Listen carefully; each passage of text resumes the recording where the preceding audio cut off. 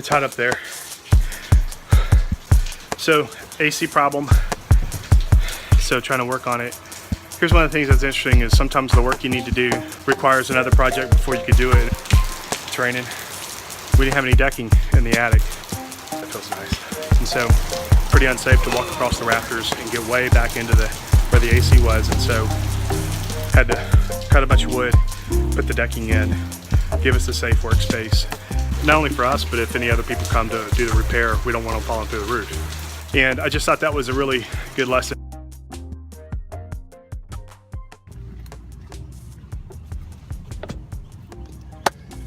Okay, so we had to work on the AC in the attic, and I thought this was a great example of what it is to discover a project and work on a project. So I'm going to walk through real quick some of the same things we do in digital marketing when we first start to talk to a client about a project and how that related to this AC thing. So step one, we went up into the attic. It was dark. We had to illuminate it. So we got some lights and we got some electricity and all that stuff up there.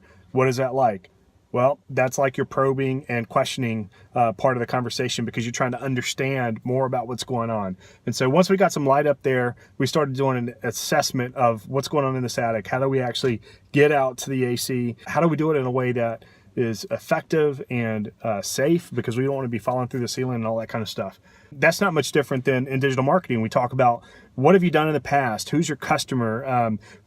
What have you had success with? What have you failed with? All that kind of stuff. So we do an assessment of where the customer is, how they've served in the past. Then we started looking at what does it actually take to get this job done, right? And so we started looking at some of the task list items. Well, we needed some plywood for the decking. We needed some, tape measures and pens and pencils and all this other kind of stuff. Those are the tools we needed. And then we had to measure and cut and all this other kind of stuff to put decking down, right? Just to clear a path to get to the AC.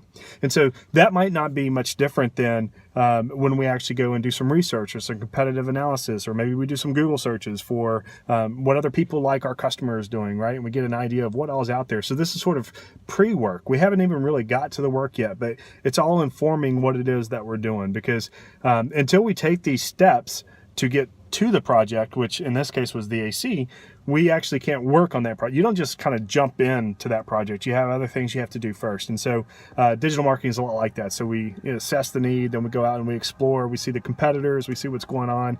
And what's it going to take to be successful here? We use different tools to make that happen. We might use some search engine software like, let's say SEMrush or something like that to do some competitive analysis based on keywords.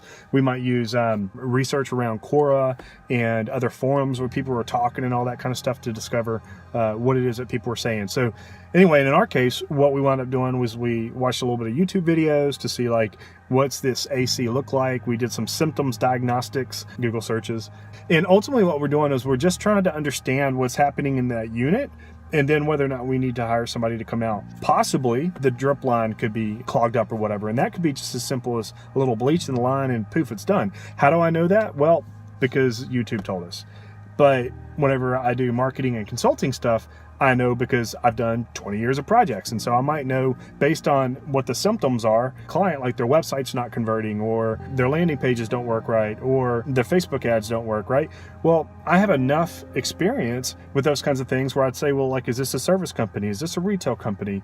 Are we talking about the attract phase or the acquisition phase or the retention phase? Are we actually putting the right message in front of the right people? So those diagnostics from a professional standpoint are pretty straightforward and clear. And so in our case, we're kind of amateurs messing around in the attic. So it's quite possible that the pro comes in. Now they've got safe passage with all the decking and stuff we put down. And he says, hey, I know exactly what's going on. Like we would know with a consulting project working on branding or marketing or some sort of a business development program. But right now we're just stomping around like amateurs, taking care of something that absolutely needs to be done, because last year, when we had some AC work, we knew that we needed decking because the AC guy said, hey, look, it's a safety hazard up there. We need to make sure next time that there's decking up there, and you need to tell them, hey, there's no decks to walk across those rafters in your attic. And then there's going to be a fee if they have to do it and all that kind of stuff. So we're taking care of something we know needs to be done. And a lot of times in marketing, we do the same thing, right? We maybe take care of some cosmetic stuff we know needs to be done, some copy stuff that needs to be done. Maybe we'll put some Google Analytics in because we haven't had our analytics turned on our website, so we can start tracking more data, right? To sort of preempt what we know we're going to wind up having to do.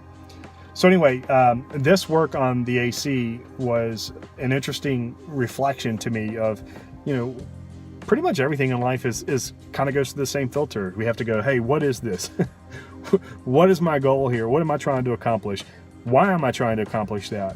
What do I need to accomplish that? And it's this whole process. And sometimes it's an iterative loop, right? We know we need to do the AC, but before we can do that, we actually have to put decking in. To put decking in, we actually have to do some tool gathering and all that kind of stuff. And we have to cut and all this other stuff. So it's kind of a loop of activities we do for the ultimate goal of fixing the AC. And this DIY approach, we may not even fix the AC. We may just get things far enough along to realize that is out of our reach. We need a professional to get involved, and we hire an AC guy to come out. And hopefully he can just jump right in, because we've had to spend a lot of time just getting ready to do the work, right? And so he won't have to do all that. Anyway, I bring this all back around to you because we're all trying to solve problems and help people get where they want to go. Here's the bottom line. Don't ever just run into a project. Go ahead and spend a minute with it, assess what's going on, ask some other people for help, and make sure you have an idea of where you want to go, because activity doesn't necessarily equal results. You need to make sure it's the right activity doing the right things for the right purpose. And so that's what came to mind today as I was working on the AC with my father-in-law, and just laying the foundation for the work that needed to be done. And it's already, about 9 o'clock. And I really need to get to the office. Anyway, sometimes we have to trust others to do the work that we need to do. And sometimes that means people help out and lend a hand. Other times that means you hire somebody. And I have a strong suspicion we'll be having a professional AC repair guy here soon enough. All right, well, enough about that. I'll talk to you later.